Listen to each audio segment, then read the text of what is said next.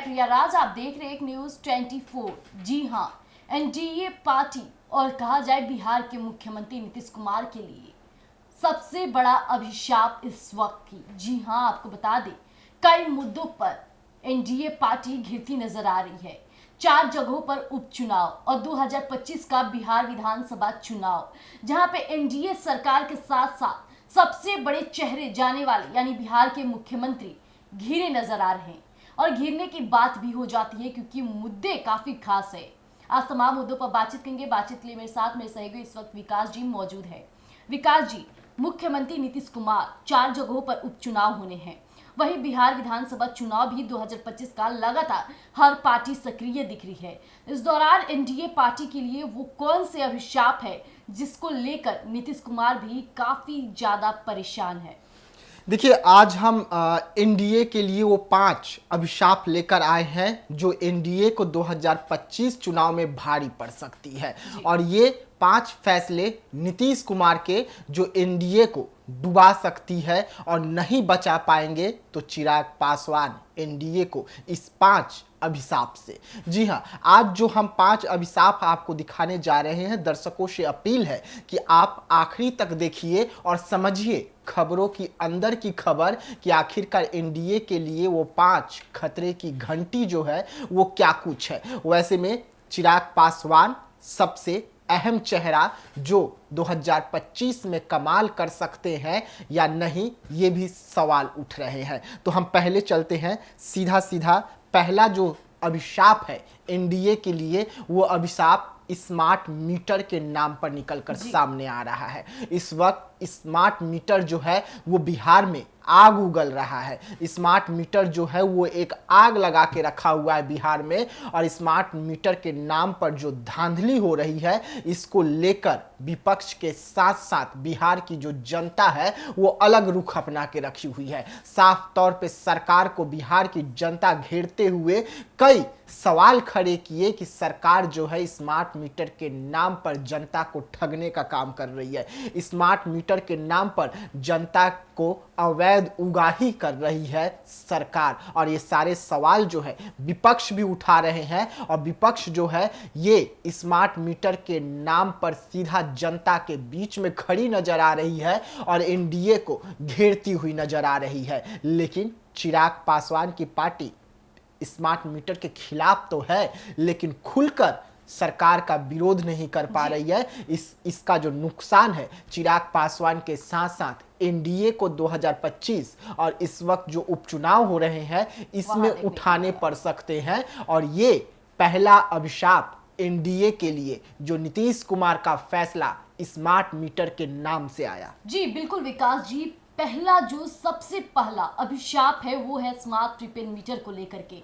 इन दिनों कहा जाए तो एनडीए पार्टी काफी ज्यादा घिरी रही, विपक्ष हमलावार करते रहे। आपको याद होगा राजद के कई कार्यकर्ताओं ने सोशल मीडिया पे वीडियो भी जारी किया कि जबरन हमारे घर स्मार्ट मीटर लगाया जाता है। आखिरकार स्मार्ट मीटर लगाने से फायदा क्या है? आज भी गांव में बिजली की चोरी की जाती है। इसमें और कहा जाए तो धांधली बढ़ गई है। जो कहा जाए गांव के अधिकारी होते हैं, पुलिस प्रशासन होती है, वो चंद पैसे लेकर के स्मार्ट मीटर को भी बदल देते हैं। ऐसी तमाम मुद्दे और तमाम ऐसी खबरें निकलकर सामने आई। तो स्मार्ट प्रीपेड मीटर जो बिहार के मुख्यमंत्री नीतीश कुमार लगवाए और एनडीए का दावा करते रहे कि ये काफी अच्छी पहल है, तो ये उनके लिए ही सबसे बड़ा अभिशाप बना। बिल्कुल। अब इसके बाद अगर हम आगे बढ़े, स्मार्ट मीटर तहलका मचा के रखी है और इसका जो नुकसान है वो एनडीए को 25 और ये जो उपचुनाव है इसमें उठानी पड़ेगी। लेकिन इसके साथ साथ दूसरा अभिशाप जो बीजेपी के लिए नीतीश कुमार का निकल के सामने आएगा, यानी कि एनडीए के लिए जिसका घाटा आपको 2025 में यानी कि एनडीए को उठानी पड़ेगी, वो शराबबंदी कानून है। शराबबंदी कानून से जहरीले शराब पीने से कई लोगों की मौत हर रोज हो रही है। और सबसे ज़्यादा अगर हम इसका मौतों का आंकड़ा देखें तो वो उत्तर बिहार के और नज़र आता है, चाहे वो सिवान का इलाका हो, छपरा का इलाका हो, या पूर्वी चंपारण का इलाका हो, या आप पूर्णिया का इलाका हो। ऐसे जगहों पर सबसे ज़्यादा खबरें निकलकर सामने आ रही है कि जहरीली शराब पीने से लोगों की मौत हुई है। वैसे में शराब को लेकर तांडव जहरीली शराब को लेकर जो पुलिस अवैध उगाई कर रही है, इसको लेकर इस वक्त विपक्ष एकजुट हो रहे हैं और बिहार सरकार को घेर रहे हैं कि अगर बिहार में शराबबंदी है तो कहां है, जरा सरकार दिखा दे। और इसमें सरकार पूरी तरीके से विफल साबित हो रही है। यहां तक कि अगर आपको शराब चाहिए तो पहले जब बिहार में शराब बिकते थे तो आपको ठेके पर खुद लाइन में लगकर शराब लेना पड़ता था, लेकिन अगर अब आपको शराब पीने का मन है तो आपको फोन करने का जरूरत है, आपको होम डिलीवरी हो जाएगा। यानी कि जिस तरीके से आप खाना ऑर्डर करके मंगवाते हैं किसी साइट के द्वारा, वैसे ही आपको दारू भी होम डिलीवरी के तौर पर आपको घर में मुहैया हो रही है। जी, और विकास इस साफ तौर पे देखा जाए तो जिस तरह से शराबबंदी का ये मामला है, काफी गंभीर मामला है। ऐसा मानिए कि कोई अंडरग्राउंड इंडस्ट्री इस पर वर्क कर रही है और गवर्नमेंट से वो क्वालिफाइड भी है, क्योंकि जिस तरह से आए दिन शराबबंदी रहती तो शराब तो दिखता ही नहीं। आखिरकार ये सब इतनी शराब कहाँ से आ रही है? हर दिन रोड पर चलते लोग शराब लिए पकड़े ही जाते हैं, चाहे वो कॉलेज के स्टूडेंट ही क्यों ना हो, पढ़ाई के लिए बाहर जाते हैं और बैग में शराब बहर कर और पार्टी का माहौल बनाते हैं। आए दिन कोई भी पार्टी हो वहां पे शराब ना चले, ऐसी कोई बात ही नहीं है। यानी बड़े पैमाने पर कोई इंडस्ट्री है जो अंडरग्राउंड होकर शराब की तस्करी कर रही है। और सबसे बड़ी बात हो जाती है ये जो मौत हो रही है शराब सेवन से, कहा जाए तो जो रिच पीपल है, काफी वेल एजुकेटेड पीपल है, वो तो शराब मंगाते हैं, दूसरे राज्य से मंगाते हैं, पैसे लगाकर मंगाते हैं 2000-3000 ऐसे पैसों से। और वहीं जिनके पास उतने पैसे नहीं है, अनक्वालिफाइड लोग हैं, वो क्या करते हैं, जहरीली शराब पी के मौत हो रही है, पी ले रहे हैं, जिससे मौत के कई कगार में ऐसे मामले सामने आए। लेकिन सरकार इस पर चुप्पी साधी बैठी है। जब सरकार से प्रश्न किया जाता है तो वो तो साफ तौर पे हाथ उठा देते कि बिहार में शराबबंदी है। अरे भाई, जब शराबबंदी है तो ये शराब आ कहां से रहे? यानी वेल ट्रेन लोगों के द्वारा शराब बनाई जा रही है। ऐसे कईयों मामले, ऐसे कईयों नदी के किनारे वो लोग मौजूद हैं जो शराब बनाते हैं। कहा जाए वेल ट्रेन लोग, इसलिए मैं कह रही हूँ क्योंकि वो शराब कुछ अलग तरीके से बनाते हैं जिसमें ना ही उन्हें ये पता है कि शराब में कितना क्या मिलावटी करनी है, और जिसके कारण ये शराब जहरीली हो जा रही है और लोगों की मौत हो जा रही है। और यही कारण रहा कि सरकार इस पर विषय ध्यान नहीं। अरे शराबबंदी का झूठ का नाटक क्यों ही करना जब इस तरह से तादाद लोग की मौत हो रही है। युवा वर्ग के लोग चपेट में आ रहे शराब के। अगर आप खुलेआम शराब बेचे, अच्छे शराब बेचे, तो इस तरह के मामले नहीं खुलकर सामने आएंगे।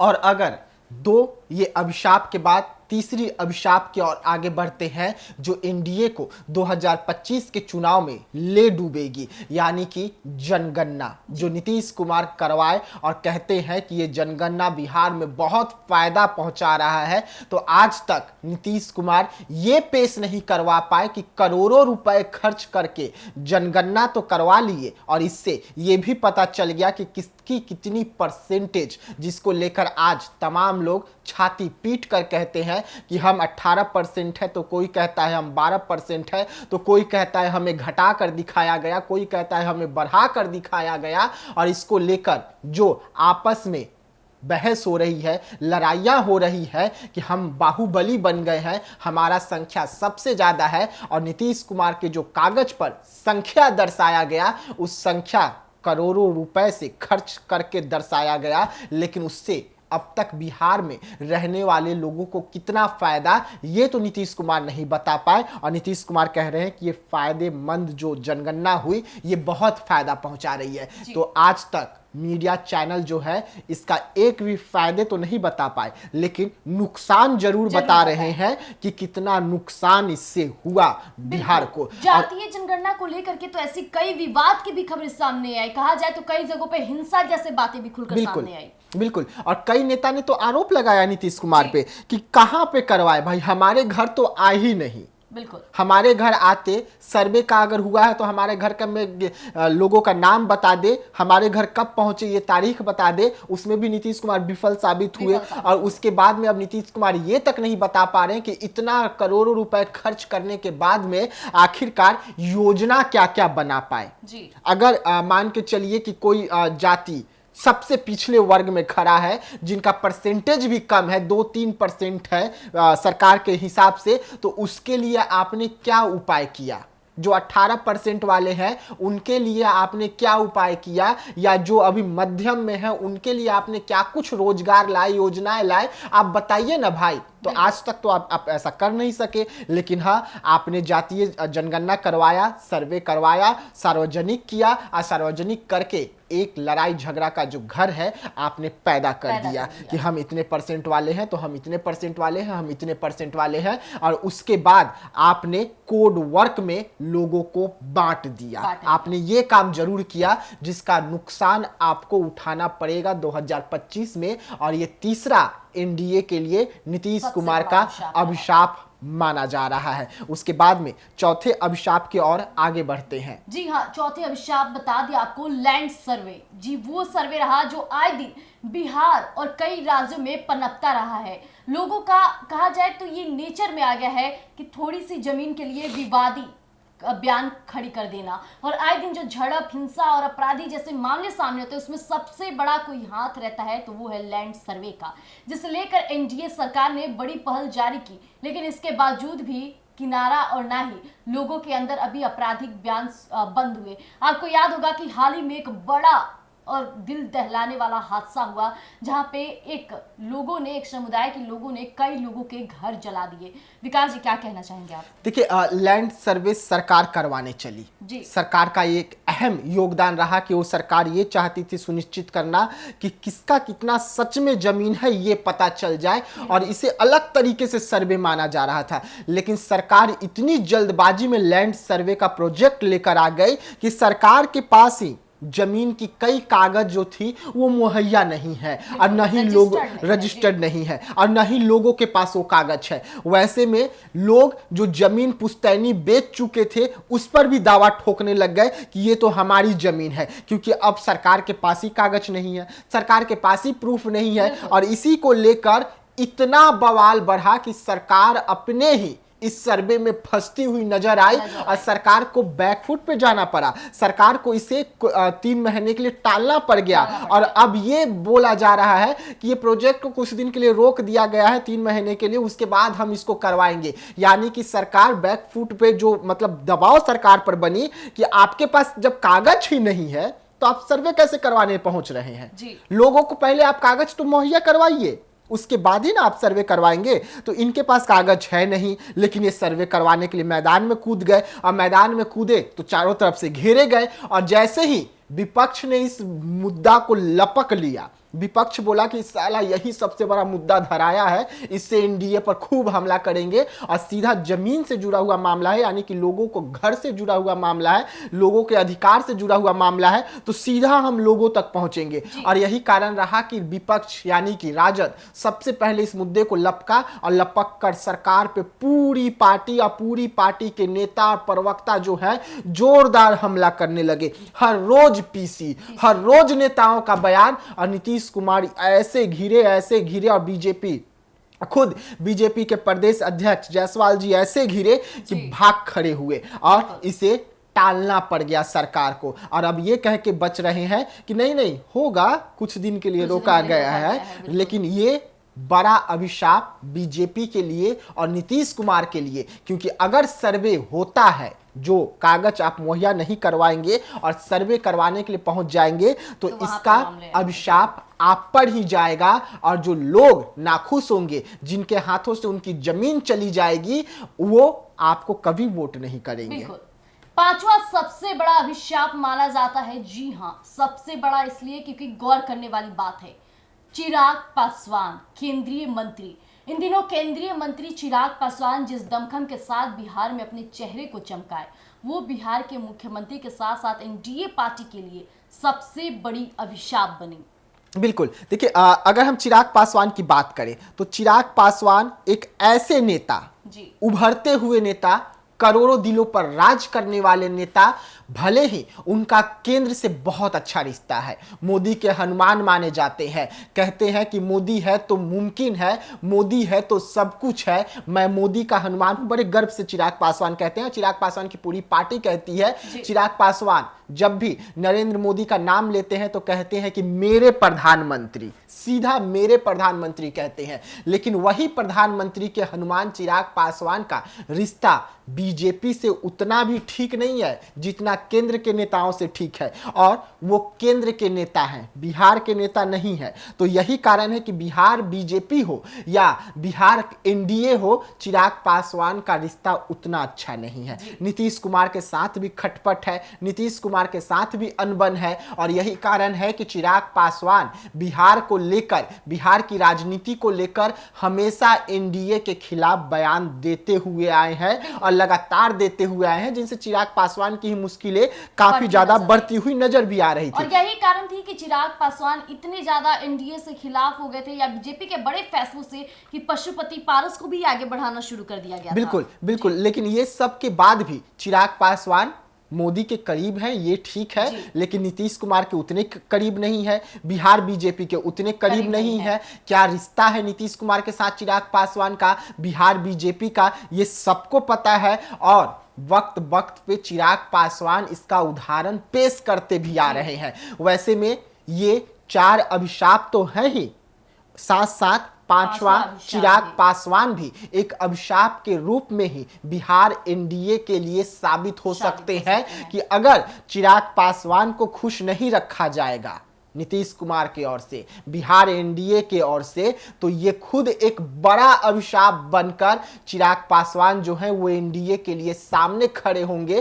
क्योंकि चिराग पासवान का आपको याद होगा 2020 वाला रणनीति कि किस तरीके से वो खड़े हो गए थे नीतीश कुमार के खिलाफ, अपने विधायकों को उतारने लगे थे, और उनमें एक सीट भी उन्हें गलती से ही सही लेकिन आ गई थी, हालांकि वो फिर नीतीश कुमार में शामिल हुए थे। लेकिन ये सब के बाद भी चिराग पासवान दमखम के साथ कह तो रहे हैं कि एनडीए में है, लेकिन अगर मन के हिसाब से उन्हें सीट नहीं मिला तो एनडीए छोड़ सकते हैं। कब तक एनडीए में है चिराग पासवान, ये चिराग पासवान को भी नहीं पता।